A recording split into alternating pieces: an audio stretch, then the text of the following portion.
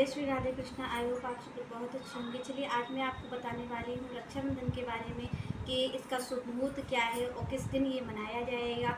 इस बारे में आज आपको फुल डिटेल और ये कैसे मनाया जाएगा इस बारे में फुल डिटेल मैं आपको देने वाली हूँ, क्योंकि पहले की पिछले वीडियो में मैंने आपको ये बता दिया था कि रक्षाबंधन की शुरुआत कैसे हुई थी। और आज मैं आपको बताने वाली हूँ कि इसका शुभ मुहूर्त क्या है और इसे कैसे मनाया जाता है। चलिए तो सबसे पहले बात करते हैं कि रक्षाबंधन किस दिन होने वाला है। तो रक्षाबंधन आप ये सोच रहे होंगे 30 तारीख या 31 तारीख किस दिन मनाया जाएगा। तो रक्षाबंधन को 30 तारीख के दिन मनाया जाएगा, क्योंकि आप जान रहे हैं कि पूर्णिमा जिस दिन से शुरू हो रही है और पूर्णिमा के साथ साथ ही भद्रकाल भी शुरू हो रहा है, इसलिए यहाँ पर रक्षाबंधन को हम 30 तारीख को मनाएंगे। पर 30 तारीख में आप जान रहे हैं कि पूर्णिमा की शुरुआत जब हो रही है क्या कहते हैं, तभी आपके भद्रकाल की शुरुआत है। इसलिए यहाँ पर हम रक्षाबंधन को 9:02 से 11:13 तक मना सकते हैं। यही इसका शुभ मुहूर्त है। आप ये मत समझिएगा कि पूरे, क्योंकि आप जान रहे पूर्णिमा की जब से शुरुआत होगी तभी से आपकी भद्रकाल की भी शुरुआत होगी। और जब आप देख रहे हैं 7:06 पे दूसरे दिन पूर्णिमा खत्म हो रही है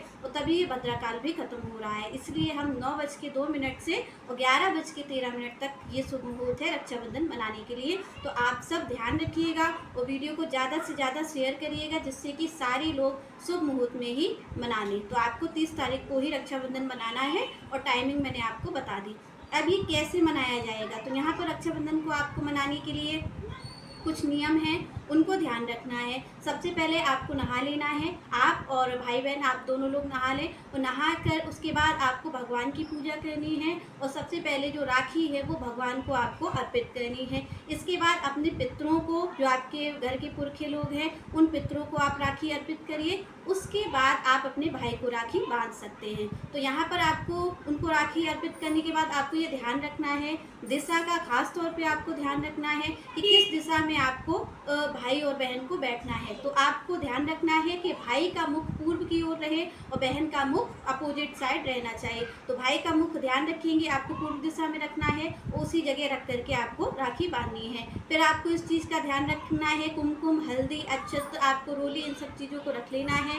एक दीपक भी बना लेना है और इन सबको, और एक राखी का जो धागा है, राखी तो आपको लेनी ही है, राखी भी आपको रख लेनी है और फिर आपको नियम पूर्वक राखी बांधनी है। तो यहाँ पर आपको क्या करना है कि सबसे पहले भाई को तिलक किया जाता है। तो सबसे पहले आप तिलक कर लेंगे, रोली, कुमकुम और अक्षत लगा देंगे। उसके बाद आप दीपक जलाइए, दीपक से आरती करिए और आरती करने के बाद फिर आपको राखी को बांधना है। तो राखी बांधते वक्त आपको ये ध्यान रखना है कि भाई का हाथ कभी भी खाली नहीं रहना चाहिए। जिस वक्त आप राखी को बांध रहे हैं उस वक्त भाई के हाथ में आप या श्रीफल रख दीजिए। वैसे तो श्रीफल ही प्रचलित है कि श्रीफल भाई के हाथ में रखा जाता है जब राखी को हम बांधते हैं। और अगर आपके पास श्रीफल नहीं है तो आप पैसे भी रख सकते हैं। तो कुछ पैसे अपने भाई के हाथ में रख दीजिए, तब राखी को बांधिए, क्योंकि आप खाली हाथ राखी को नहीं बांधा जाता है। तो भाई के हाथ में श्रीफल या पैसे आप रख करके राखी को बांधिए। और राखी बांधते वक्त आपको 3 गांठें लगानी है, इस चीज़ का ध्यान रखना है। 3 गांठें क्यों लगाई जाती हैं, आप ये सोच रहे होंगे कि 3 गांठें ही क्यों। तो यहाँ पर 3 गांठ, पहली गांठ लगाई जाती है